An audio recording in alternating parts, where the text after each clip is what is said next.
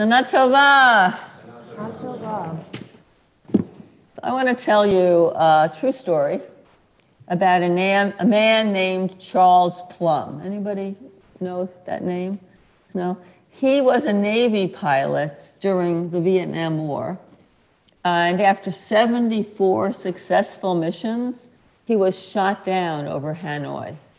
But he was able to parachute safely to the ground. And though he was captured and held for 6 long years as a POW, he lived and eventually was able to return home and marry and have a family. Years later, Plum and his wife were eating in a restaurant when a man came up to him and said, "You're Plum. You flew jet fighters in Vietnam from the aircraft carrier Kitty Hawk. You were shot down." And Plum asked, "How did you know that?" And the man answered, "I packed your parachute. I guess it worked." And Plum assured him it did. And he said, "If your chute hadn't worked, I wouldn't be here today." Well, the story doesn't end there. Plum couldn't sleep that night, thinking about that man and how many times he must have seen him and not even said a good morning, because the man was just a sailor and he was a fighter pilot. And Plum thought about how many hours that man must have put in carefully folding these chutes, literally holding in his hands the life of someone that he didn't even know. And when Plum tells this story to audiences, he asks them, "Who is packing your parachute?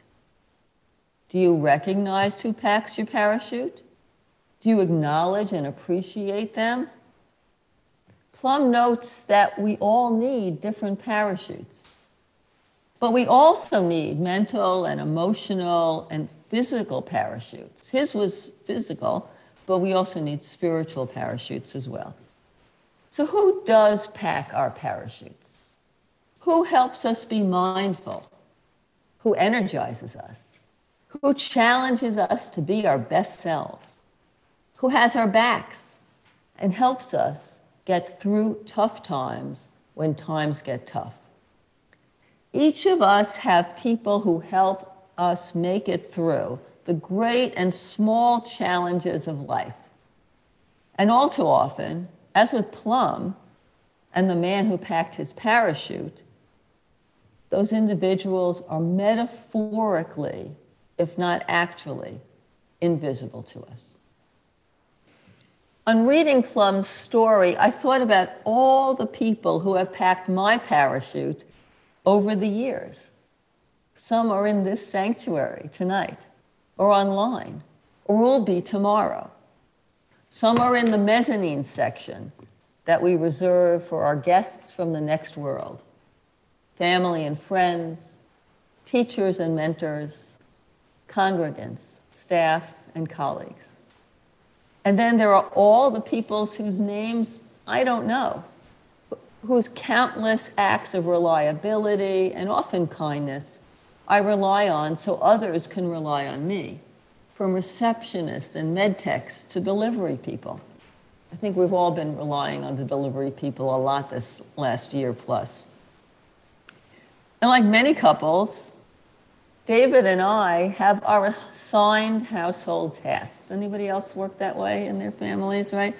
David does the laundry and most of the cooking, and I do the bills, the mending, and the taxes. And this year, working online at home on Sundays instead of in the building for religious school, which was laundry day, by the way, I got to notice all the work that David does in his battle against dust mites, which trigger my allergies. Sundays, he gathers all the sheets and blankets, he schleps them down to our laundry room to wash them, he schleps them back upstairs where we have these air dryers to lower our carbon footprint. If they don't completely dry before the evening, he schleps them back downstairs to the dryer to finish them up before remaking the bed. There is a lot of love in all that effort. And I am sad to confess, it is the season of confessions, that it was an effort that was largely unacknowledged for years. We're married over 40 years. And this year, having witnessed the effort, rather than taking for granted the result, I've tried to create a new habit. Every Sunday night, I try to remember to thank David for washing the sheets and blankets and remaking the bed. And sometimes I miss a week, but I'm getting better at it. And that's how change works. We change with practice. And I hope my shout out helps him know that I appreciate all he does packing my parachute. I know it helps me be more grateful for all the other parachutes that he packs for me. How often do we really see all that our loved ones do for us? Do we take them for granted, as Plum did the man who packed his chute? And what would it be like to thank them more often for packing our parachutes? What might our relationships be like? How would they be enriched, transformed? In Judaism, expressing thankfulness is a daily spiritual exercise. There are prayers of gratitude to recite before and after we eat, to thank God for making us free, for being able to see and stand, something we appreciate more as we get older, and a host of other things that we tend to take for granted each day. Now, if we recited all of these prayers and the full prayer service 3 times a day, we would get to the 100 daily prayers of thankfulness that tradition prescribes as the foundation of a spiritual life. That's a lot of praying and a lot of thanking. We all too often forget that God is the ultimate parachute packer for each and all of us. We generally fail to notice or credit God for any of the good in our lives, except maybe the most amazing events like the birth of a child. We tend to deny God any credit for getting us through the most challenging moments in our lives, things we could not have gotten through on our own, without an invisible hand packing our parachutes for us or sending someone who could. Maimonides, among other ancient Jewish scholars, explains that God, being perfect, has no needs. God doesn't need our prayers. We need them. It's not only the comfort we derive from recognizing that God is in our corner, packing our parachutes, that gives us the strength and courage to tackle or navigate that which might seem impossible on our own. And yes, God is the ultimate multitasker. But it's also that we need to learn to be thankful, not just to God, but to everyone, for everything. The very act of becoming aware of what we have to be thankful for, actually expressing it to God and our fellows, changes us. Being aware of and articulating gratitude opens our eyes, expands our hearts, and uplifts our souls. And it changes our relationships with those that we appreciate and thank. And that can be especially true with those we hold dearest, but take the most for granted. Who packs our parachutes indeed. We live in such an instant gratification, transactional society. All too often we ask ourselves, what has someone or some organization done for us recently? If we can't think of anything, we're done with them. We stop answering their calls. We drop our membership. What happened to loyalty, appreciation for warm memories and past service? or the commitment to see others benefit the way we have.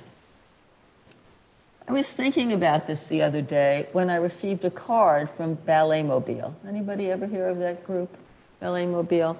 They're a small group, local group, of students and adult dancers who bring ballet performances to assisted living facilities. And years ago, one of our students was a member of this group, and she called me and said, she knew my dad was at Harmony Hall, and she called and said her group was performing at Harmony Hall.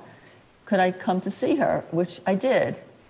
And it was beautiful. It really was. I was so moved by the performance, but especially about the graceful way the students and adults interacted with the seniors.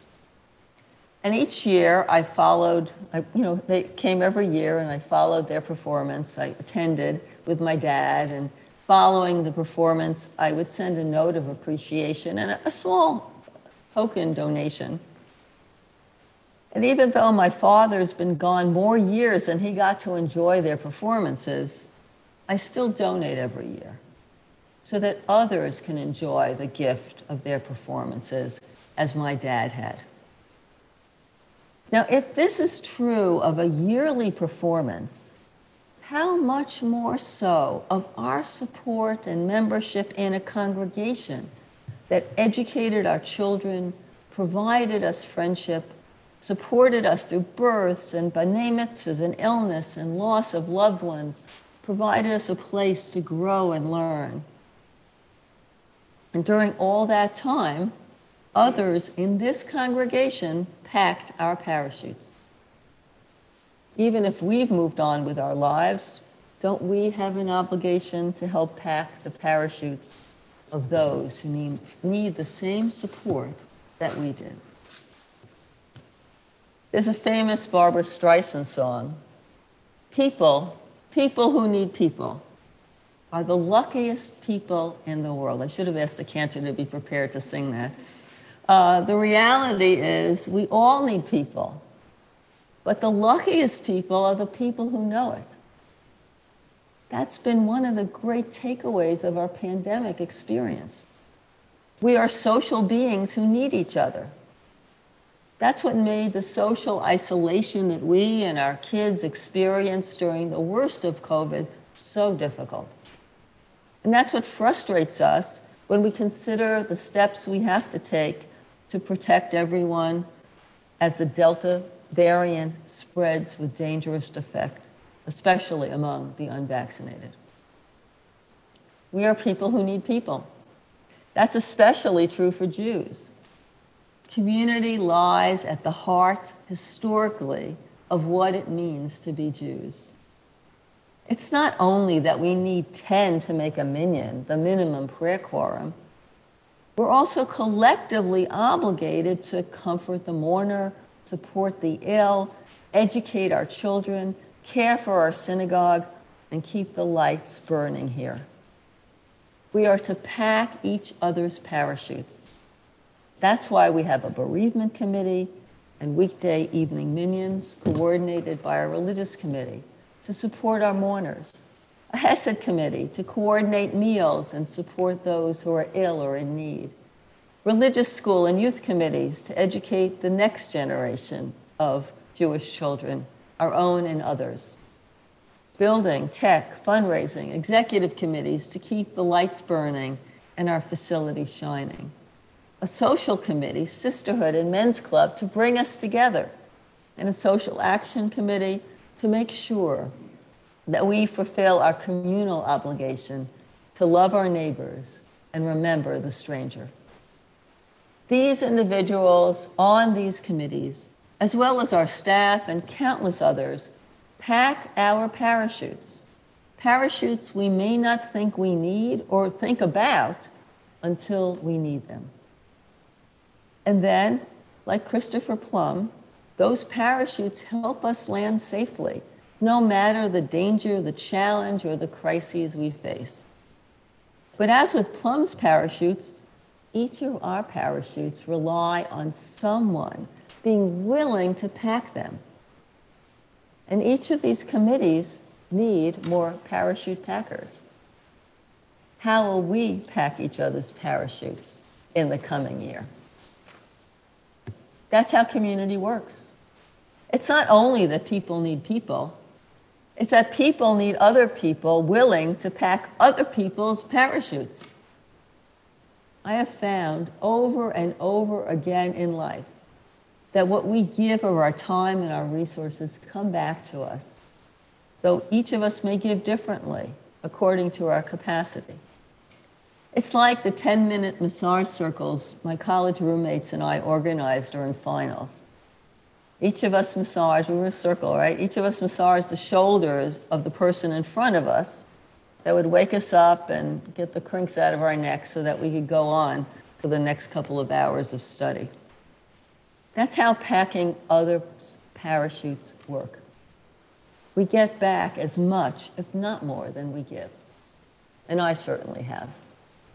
And I want to thank God and my family, of course, and all of you here and online for helping pack my parachute these last 25 years with your generosity of time and spirit and patience and courage and curiosity, your embrace of me and my family, your trust in sharing with me your struggles, parenting and aging parents and life and faith and illness and health. And I hope I have packed at least some of the parachutes that you needed over the years. I tried to do my best. We all need someone, many someones through life, to pack our parachutes. We also need to pack others' parachutes. A new year begins tonight. Whose parachutes will you pack in the coming year? Who will pack yours? And how will you thank them? Shana Tova.